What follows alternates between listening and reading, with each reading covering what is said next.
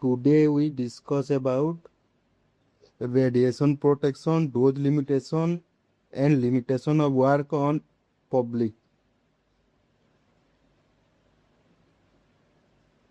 Whether you are working in diagnostic radiography or radiotherapy or nuclear medicine, understanding how to protect yourself, your patient, and general public is the absolute foundation of your practice.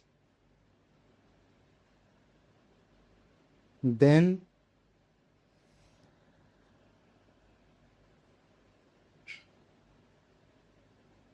we discuss the deterministic effect and limiting stochastic effect. So what it is the ultimate goal of radiation protection? It boils down to two fundamental aims.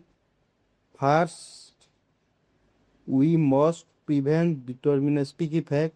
These are harmful issue reaction like radiation, burn, cataract, and sterility.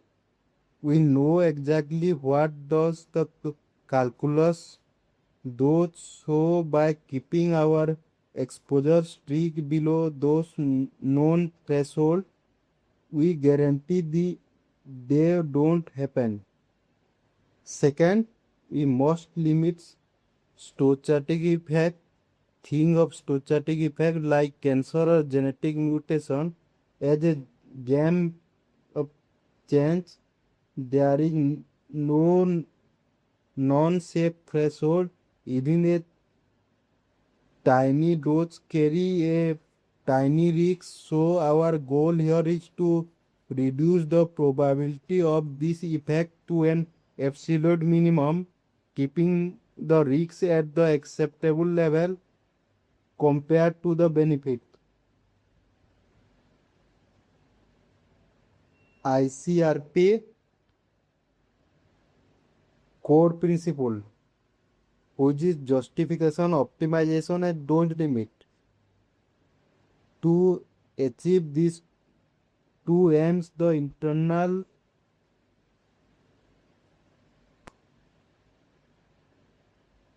the International Commission on Radiological Protection, the ICRP, established three core principles.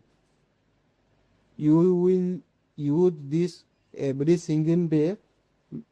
Number one is justification. Basically, is the scan worth it? The medical benefit to the patient must outweigh the potential radiation risks.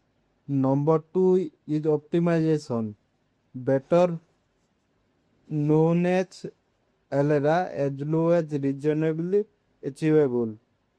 We always adjust our technical factor to use the minimum radiation necessary to get the diagnostic image. And number three is dose limit.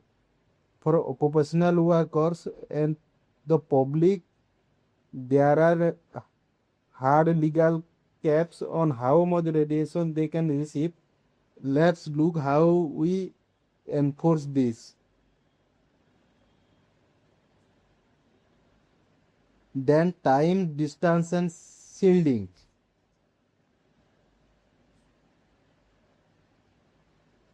When you are in the clinics, you will protect yourself using the three cardinal rule of radiation protection: time, distance, and shielding.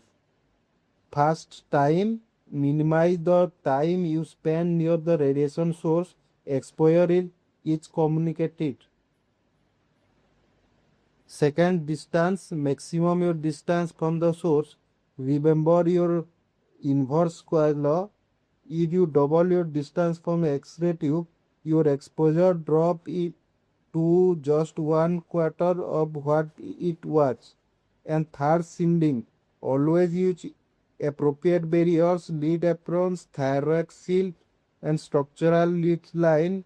Wall are the best fan for attenuating the X-ray and gamma ray.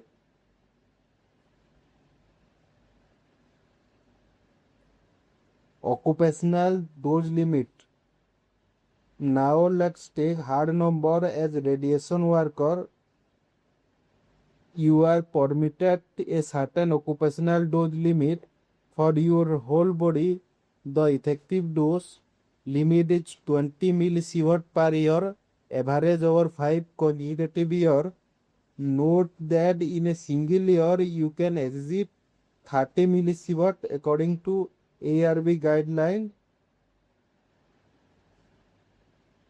in India, and the ICRP allow up to 50 millisievert. Because certain tissue are more sensitive, they have specific limit. 150 millisievert for the lens of eye to prevent cataract, and 500 millisievert for your skin and extremity like your hand and feet. Then for pregnant workers, apprentices and general publics, not everyone fall under standard adult work limit. Rapidly dividing cells are highly sensitive to radiation, so you have strict rule for special population. For pregnant worker, once a pregnancy found declared, the dose limit for the fetus drops strictly to 1 millisievert for remainder of pregnancy.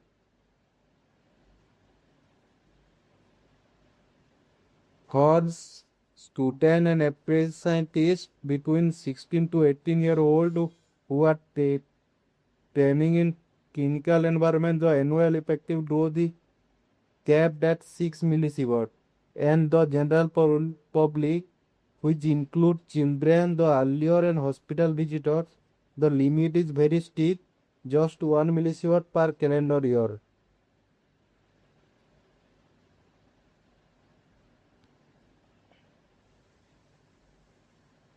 Then public exposure contacts.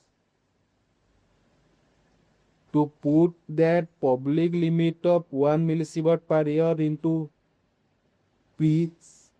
perspective, let's look at the big picture. Every single person on earth is exposed to natural background radiation every day. The global average of this natural background exposure is actually about 2.4 millisievert annually. So by capping public exposure from medical and industrial source at 1 millisievert, we ensure that the air risks to the public is virtually zero compared to natural hazard for every living. Then natural background radiation. When does the natural background radiation come from? As we can see on the chart, the majority, about 50%, come from radon gas in the air. The rest come from terrestrial source like rock and soil, cosmetic ray from space, and even internal source like the natural occurring potassium protein inside our own body. Interstitially, the average occupational dose of radiation worker is often around 1.25 millisievert per year, which is actually lower than the natural background radiation most people receive. Then this is the reference and further reading links. You are looking to deep in your understanding or need to cite source for your assignment. Here is the list of 4 references used to compile the data, including ICRP publication, AERB directives, and international clinical handbooks. I highly recommend taking a screenshot of this slide for your notes.